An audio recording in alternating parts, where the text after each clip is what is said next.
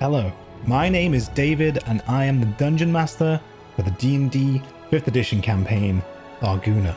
The setting is a newly colonized continent with towns popping up within a border. The government has halted expansion due to the dangerous territories to the north of the mountains. Since then, only the most daring explorers venture beyond the Northern Gate. Our heroes have recently signed up to a guild called the Silver Ravens, which is led by a young, ambitious man, Caden Silverton. Out of the 16 applicants, only 4 passed the trials. Annette Nightwood, the human rogue. Jane Mountainborn, the human barbarian. Shara Frostglade, the wood elf ranger. Oniste Ansante, the human cleric apothecary.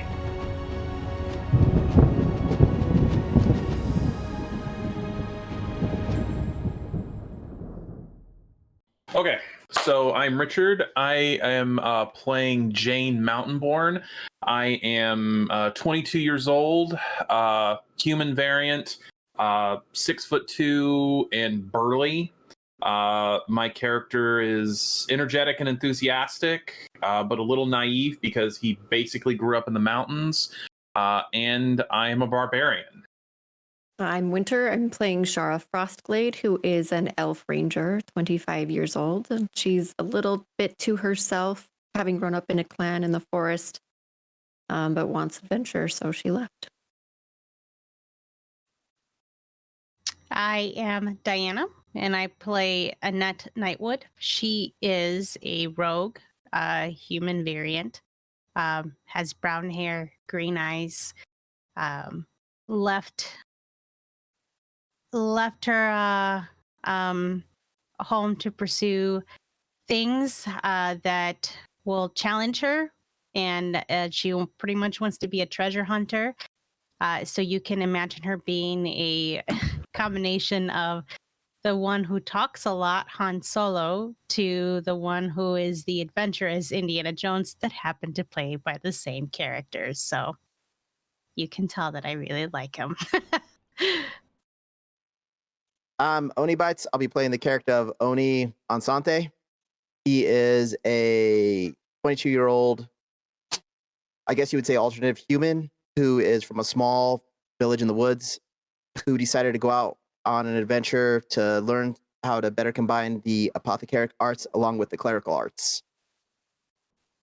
So after 2 weeks of spending time together in the Raven's Nest with Caden, you've gotten to know each other a little, not super close, but you've probably told and shared stories of your past times and events to some degree. Caden has been very accommodating and friendly, and especially to everyone before who was in the trials. The trials ended. It was 2 weeks ago the trials ended, and then you've moved in here 2 weeks ago. Once the trials ended, you got accepted, and you got to choose one of the rooms here to stay. Caden has been promising work for the last 2 weeks, but hasn't delivered yet. It's quiet to start out.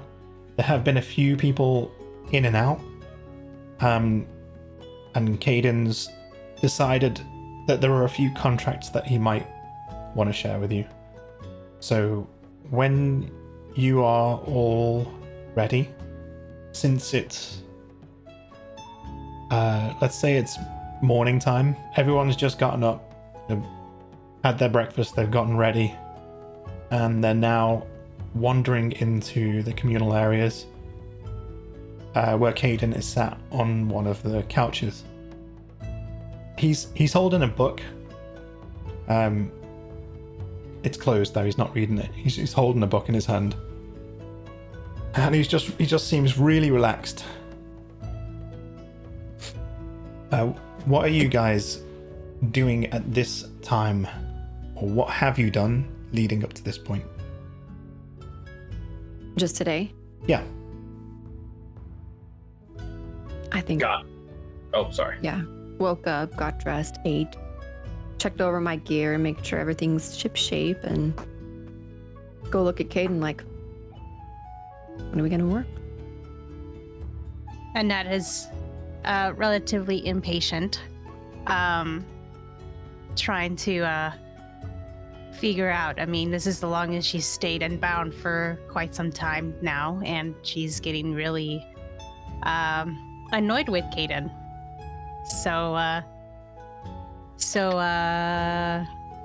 Yeah, I think at this point she's a little agitated because he promised work and he hasn't delivered. I'm leaning against the fireplace, a little bored. Not really a whole lot of interesting things happening. I got up, stretched, had a little walk around the facility, just sort of trying to find a way to pass the time until we get a job. And Oniste?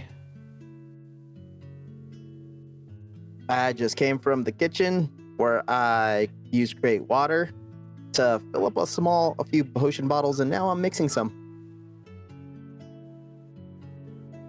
So in response to Shara, Caden opens the book and looks over the top of the book at her and goes, I'll have something tomorrow, or maybe later today.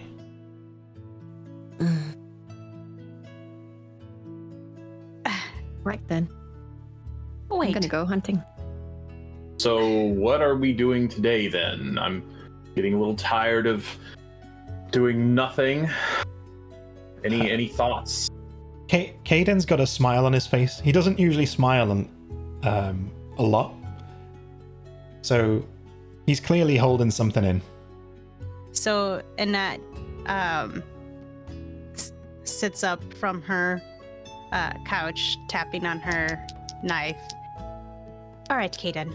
I know you have something in your mind. Maybe you should say something right now before I walk out of here. This is ridiculous. You promised us work a long time ago, and now we're here waiting.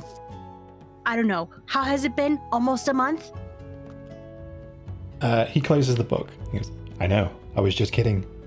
Work came in this morning. Are you excited?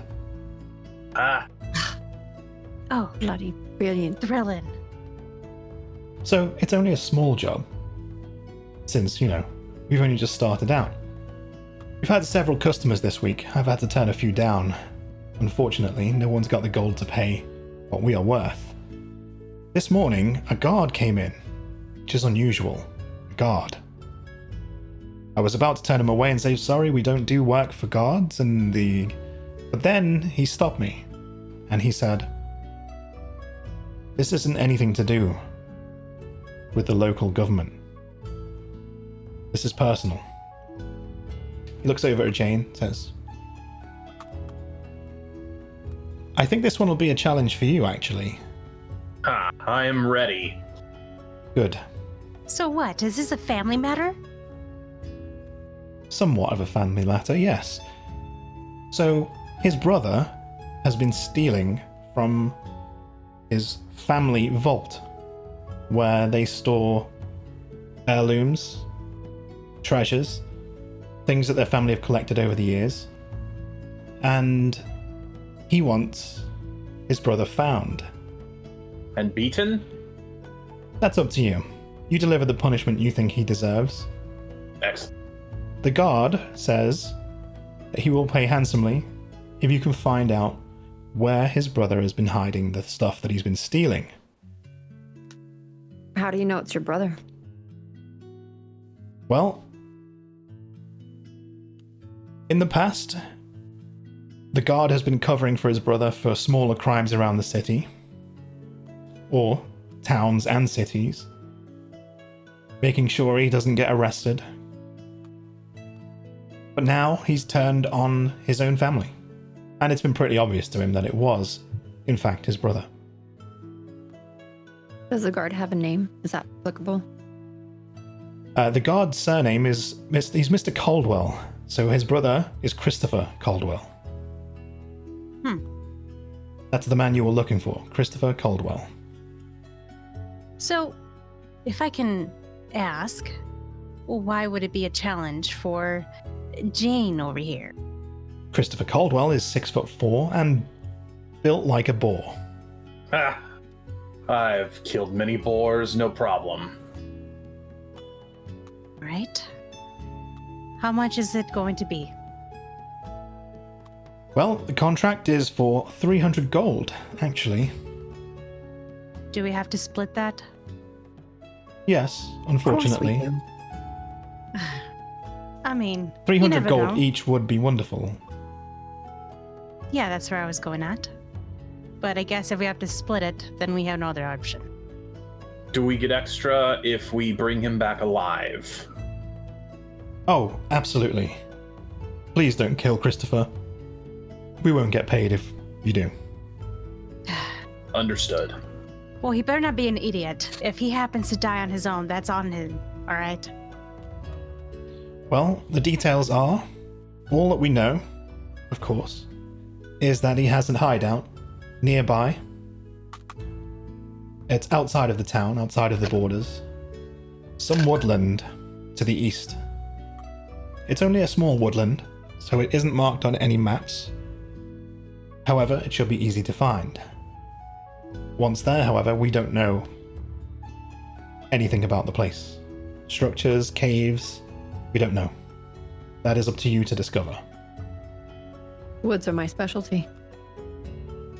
The guard has promised Alright. us this should be a fairly easy mission, and discretion is very important to the guard, of course, since he doesn't want his brother in trouble if he can help it.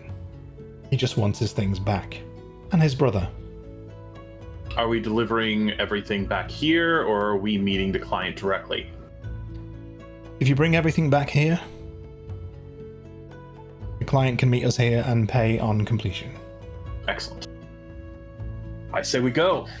Haste is important. Alright. Excellent. So,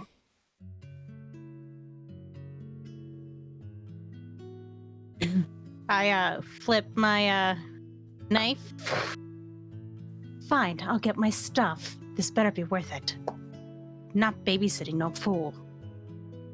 Caden, he sort of like shrugs. I just hope you can handle him. Excuse me? I mean, the guard said he's a pretty big guy. Please. My quick hands probably won't be seen before he gets the chance to do anything. Don't challenge me. Caden, he takes his cane, which has got the silver raven head on the top of his cane, and he stands up, leaning most of his weight onto his good leg as he stands up, stretches back, and just throws the book onto the sofa. He says, "See you in a couple of days." See you in a couple of days. Is there Wait, what, couple days? is there gear here in the guild that we can take? Yeah, so the equipment that you've got, you would probably store it in your room, I guess. But like things like rations and such, he keeps stocks of. So every time you come back here, you can take 10 days worth of up to 10 days worth of rations. All right, when everyone's ready, let's meet up front. Caden, he gets up and he opens the doors to let customers in if anyone arrives today. And you guys get all your stuff together and start heading out east towards this small woodland. I look at Jane with all his gear and I nod and kind of looks like you're ready. Always ready for a challenge. So I walk outside and I see two of them, both of them there. All right. Who else are we waiting for? Only I stay. believe the potion man. He's probably making something. I'm over here. I'm in the bush. I found some mushrooms. Give me a minute. Oh, my lord. Let's go. Come. Yeah, how long of a trek is this? It's about 10 miles. It's quite a busy town, this guard. As you get outside of the town, the road goes southeast towards Greasby, so you have to go off the beaten path, so to speak. Oneste comes back with a handful of mushrooms, I guess. Or a For bag full. eating? I don't know. Are they free? I wouldn't recommend eating these. Right. Ah, What are you going to do with it? They're made for making potions. I gotta pick all these little tiny. You see these little tiny white pustules that are on here? I have to Ugh. pick off just the right amount of those and mix it with the red. Because if I don't, I leave too many of these white things, you get poisoned. But if I don't leave enough of them, then I just make red water. And you're See- touching it with your bare hands. It's fine. You could touch it as long as it's not ingested. That's the important part. See, that's why you just steal money and you just go with it. Why do you gotta try to? steal. We don't steal. Ugh. Well, I'm not going over this again with you. Listen, if it's there, it's there. It's free taken. Let's I- just use our steel weapons right now and go find this guy. Yes. Concentrate on the mission. We don't steal. Yeah. All right, so you guys start heading off the beaten path, and you're about maybe a mile and a half out from town, and there's a little bit of, sporadic trees and things. There's no like dense woodland or anything that you've been told to go to. And can everyone roll a perception check, please? 10, 5, 9, and 19. Okay. So Annette notices someone not running, they're jogging, pacing in the distance, kind of staying near the cover of the trees, not particularly trying to hide, but they're whoever it is staying behind you guys. You'd obviously just checked around and spotted them out the corner of your eye. All right. I take one of my knives and I throw it. And my attempt is to have his the knife get pinned on his shirt on a tree. That is an accurate throw. Well, let's go for it. What's the Oh, distance man. we're talking about out of curiosity? Yeah, what is the distance? Well, I should we're go for making that. this 30 feet now. Okay. Okay. So this is gonna be against your dex, and we're gonna make it a difficulty check, a DC save. Now, Mhm. if you roll a 1, you hit the guy. Okay. Okay. Well, my intent is not to kill him. Okay. It might not kill him, but you hit it. If you roll a 1, you hit him. And the DC is, let's make it an 18 DC. So dexterity. Yeah. Okay, so the dagger, it misses him, but it flies past his head and sticks in the tree. And he shouts, "Bloody hell! What was that for?"